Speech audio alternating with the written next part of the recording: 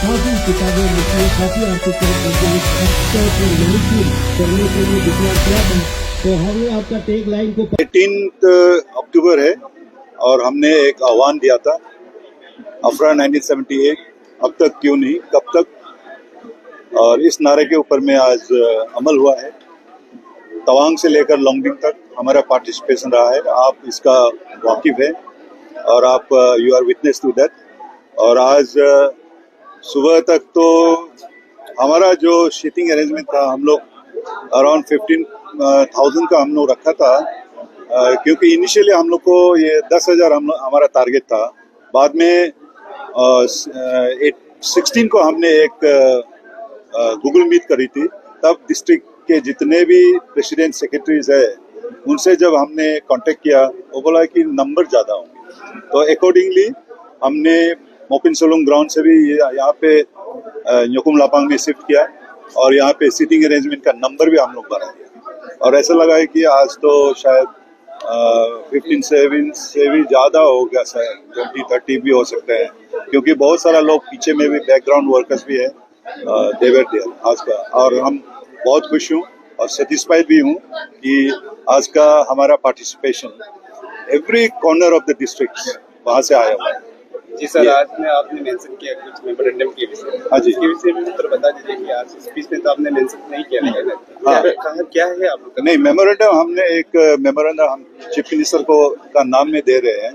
Chief minister is out of station और वो उन्होंने अपने कैबिनेट कॉलीग है हमारा दिया मिनिस्टर है, उनको एंट्रस्ट किया है कि हमारा मेमोरेंडम को वो रिसीव करेंगे। और हमारा चीफ मिनिस्टर साहब ने भी हमें कंसेंट दिया है कि यहाँ से लंच के बाद अराउंड 2 PM हम उनके घर में जाएंगे, वहाँ पे उनके साथ में एक बैठक होगा और हम मेमोरेंडम उनको उनके हाथ में दे देंगे, थमा देंगे। तो सर इसका एक्सटेंशन किया गया, इसका नो, एक्चुअली जब हमने PIL के लिए दिया था, honourable high court Guwahati high court ने ईटानगर परमानेंट बेंच ने 6 मंथ्स का टाइम दिया था और अपना स्टेट गवर्नमेंट उनको फ्रेम करने में दिक्कत हुआ होगा और उन्होंने टाइम मांगा था ऑनरेबल हाई कोर्ट से, तो ऑनरेबल हाई कोर्ट ने अनदर 6 मंथ्स का एक्सटेंशन दिया है।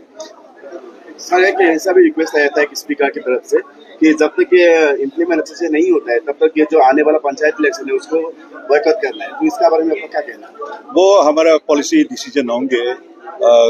अपना जो स्पीकर्स है वो जोश में भी बोल देते हैं और हम डेफिनेटली जो यहाँ पे जो माहौल क्रिएट हुआ है और आप लोग का तरह सोशल मीडिया में जो माहौल क्रिएट हुआ है उनके चलते शायद, और हम अभी ऑनरेबल मिनिस्टर से भी मुलाकात करेंगे और वो चाहे तो इमीडिएटली विदिन 2-3 डेज ऑल्सो, इनको तो क्या है एक गवर्नमेंट गैजेट नोटिफिकेशन ही पब्लिश करना है, रूल का gadget notification public any time करना है। इसको रूल फ्रेम करने का जो रूल है ऑलरेडी फ्रेम्ड है, इसको नोटिफाई कर देने से हो गया।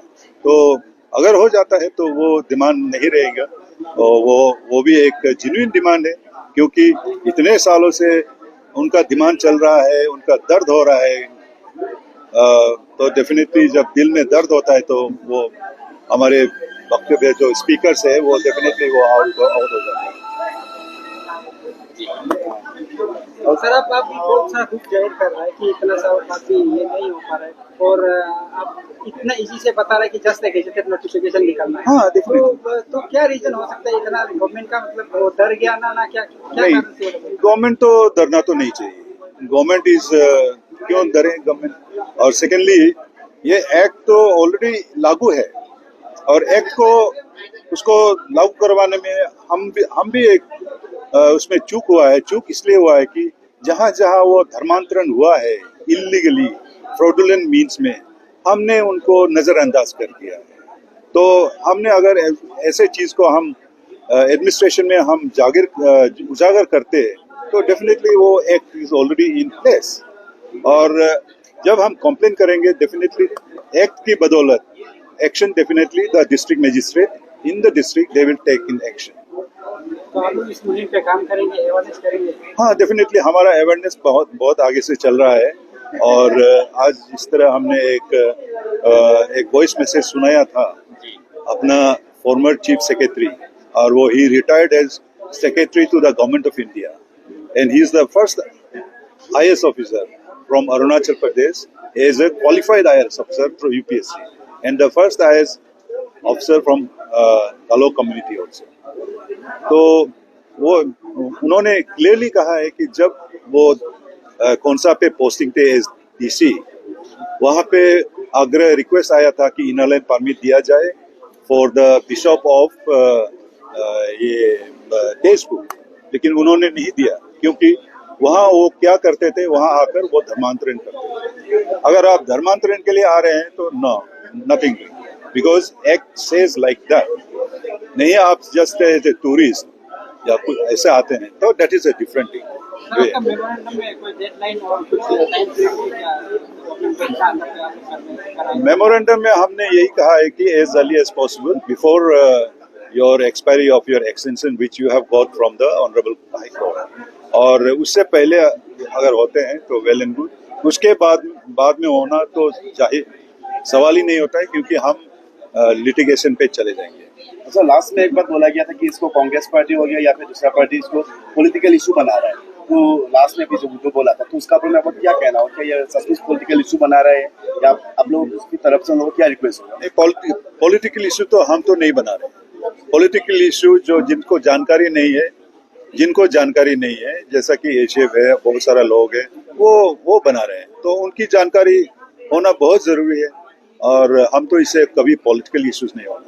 नहीं, लास्ट में बोला था कांग्रेस पार्टी को स्पेशल बोला था कि कांग्रेस पार्टी इसको पॉलिटिकल इशू बना रहा है तो इशू मत बनाइए, ऐसे बोला था। नहीं, कांग्रेस पार्टी को तो हमने क्लियरली लास्ट टाइम भी बोल दिया है, तो आप लोगों का जो प्रेस कॉन्फ्रेंस हमने भी दिया था कि उन्होंने उनका एक